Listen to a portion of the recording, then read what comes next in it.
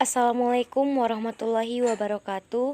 Saya Teriza Fitri dengan NIM 2038033.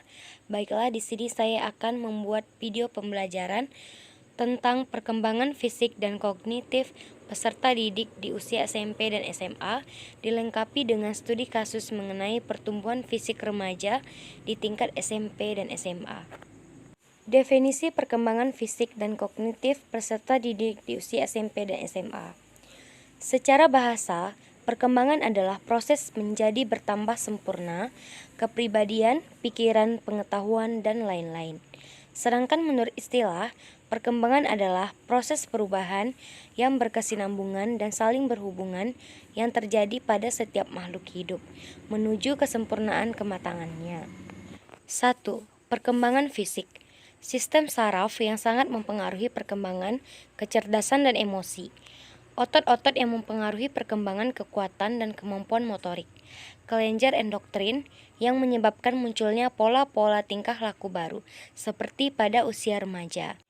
2. Perkembangan kognitif. Perkembangan kognitif adalah sesuatu yang merujuk pada perubahan-perubahan pada proses berpikir sepanjang siklus kehidupan anak, sejak konsepsi hingga usia 8 tahun. Selain itu, dalam perkembangan kognitif, terdapat kognisi yang mempunyai artian sebagai kemampuan berpikir ataupun kemampuan menggunakan otak. Pengetahuan tentang perkembangan dan kesehatan fisik. Yang pertama, perkembangan performa fisik. Terjadi puncak performa fisik antara usia 19 hingga 26 tahun. Namun, pada akhir dewasa awal mulai nampak penurunan performa fisik. Yang kedua, kesehatan. Angka kematian individu ketika beranjak dewasa 2 kali lipat lebih besar dari remaja, dan sebagian besarnya adalah laki-laki. Tahu cara mencegah penyakit dan meningkatkan kesehatan, namun tidak menerapkannya terhadap diri sendiri. Kemudian, sebagian besar kebiasaan yang merugikan kesehatan terbentuk pada masa remaja semakin melekat pada masa beranjak dewasa. Perkembangan kognitif remaja dan dewasa awal. A. Batasan usia awal. Berada di rentang usia 18 hingga 40 tahun. Terjadi transisi dari masa remaja ke dewasa. Masa beranjak dewasa atau emerging adulthood terjadi dari usia 18 hingga 25 tahun. Ditandai oleh eksperimen dan eksplorasi. Beberapa ciri beranjak dewasa. Yang pertama, eksplorasi identitas, yaitu relasi romantis dan pekerjaan. Yang kedua, ketidakstabilan, tempat tinggal, relasi romantis, pekerjaan, dan pendidikan. Yang ketiga, feeling in between, tidak menganggap remaja atau sepenuhnya dewasa. Kriteria dewasa awal. Ada 2 kriteria yang untuk merujuk pada status dewasa, yakni kemandirian ekonomi dan bertanggung jawab atas konsekuensi dari tindakannya sendiri. Di negara maju, seseorang dikatakan dewasa jika memiliki pekerjaan menetap dan penuh. Di negara berkembang, pernikahan seringkali dijadikan pertanda kedewasaan seseorang. Fase-fase kognitif masa dewasa atau K. Warner-Schei 1977. 1. Tahap mencari prestasi atau achieving stage.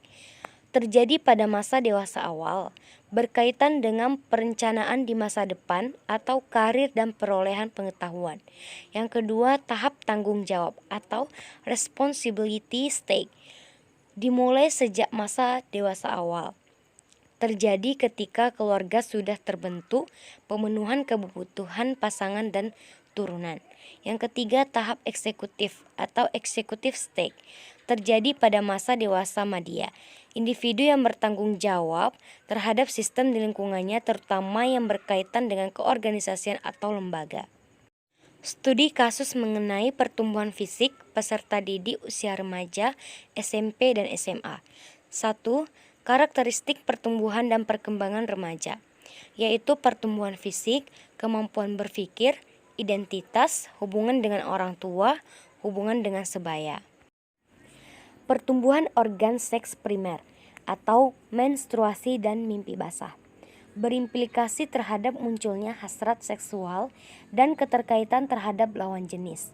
Pertumbuhan karakteristik seks sekunder seperti penonjolan payudara pada remaja perempuan, pembesaran testis pada remaja laki-laki, pertumbuhan rambut ketiak, atau rambut pubis yang terlambat atau terlalu dini seringkali menimbulkan perasaan malu, minder, kurang percaya diri karena merasa keadaan mereka berbeda dengan sebayanya.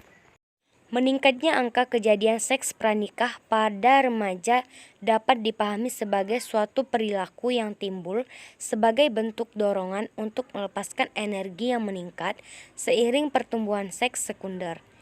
Perilaku merokok dan mengkonsumsi obat-obatan terlarang lebih banyak terbentuk dari standar perilaku yang dibentuk oleh kelompok sebaya di mana mereka terikat di dalamnya. Kelompok sebaya memiliki pengaruh kuat bagi remaja dalam proses mereka mencari nilai-nilai baru. Penyalahgunaan obat. Mabuk-mabukan dapat menyebabkan mahasiswa atau peserta didik di tingkat SMP dan SMA bolos kuliah, bermasalah dengan polisi dan melakukan hubungan seks tanpa pelindung. Perilaku mabuk-mabukan mencapai puncaknya pada usia sekitar 21 sampai 22 tahun, kemudian menurun pada rentang usia 20-an. Alkoholisme adalah suatu gangguan konsumsi minuman beredar alkohol yang bersifat jangka panjang, berulang, tidak terkontrol, kompulsif, dan berlebihan, sehingga mengganggu kesehatan dan relasi sosial individu. Bahaya narkoba. Adapun beberapa bahaya narkoba bagi kesehatan para remaja dan pelajar. Perubahan dalam sikap, perangai, dan kepribadian. Sering membolos, menurutnya kedisiplinan dan nilai-nilai pelajaran. Menjadi mudah tersinggung dan cepat marah. Sering menguap, mengantuk, dan malas tidak memperdulikan kesehatan diri dan juga suka mencuri untuk membeli narkoba. Perilaku kekerasan seksual dan pelecehan seksual. Perkosaan merupakan sebuah bentuk kekerasan seksual yang dilakukan terhadap seseorang secara paksa tanpa izin. Date tape atau acquaintance tape adalah aktivitas seksual yang bersifat memaksa, di mana korbannya adalah orang yang sudah dikenal. Mahasiswi tahun pertama lebih berisiko mengalami pengalaman seksual yang tidak diinginkan daripada mahasiswi tahun kedua. Pelecehan seksual terjadi ketika seseorang menggunakan kekuasaannya atas individu lain secara seksual, baik secara non-kontak maupun secara fisik, dan menghasilkan dampak psikologis yang serius pada korbannya. Baiklah, sekian video pembelajaran dan penjelasan materi dari saya. Semoga apa yang saya jelaskan dan saya sampaikan dapat bermanfaat bagi kita semua. Saya akhiri, wabillahi taufiq wal hidayah. Wassalamualaikum warahmatullahi wabarakatuh.